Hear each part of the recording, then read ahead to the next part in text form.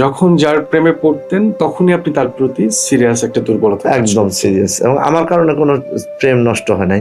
আর অনেক এই যে এরকম অনেক প্রেম হয়েছে যে আমি একা একাই প্রেমে পড়ে গেছি, ওরকম কোনো না।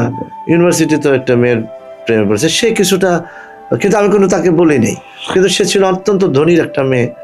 তো আমি যখন জাহাঙ্গীরনগরে পড়ছেন আপনি তখন আমি ছিলাম একটা নিম্ন মধ্যবিত্ত ফ্যামিলির সন্তান, বাবা স্কুল টিচার, তখন তো আর এত টাকা ছিল না টিচারদের। তো যে কারণে যখন দেখলাম যে মেয়েটার আগ্রহ, আমি তো আবৃত্তি করতাম জাহাঙ্গীরনগর থাকতে, থিয়েটার করতাম, পরিচিত ছিলাম, আমার কাছে আবৃত্তি শিখতো। আমার একটা আবৃত্তির দল ছিল ক্যাম্পাসে, ওটা বেশি দিন ছিল না, মাস্টার্সের দিকে ছিল আর কি।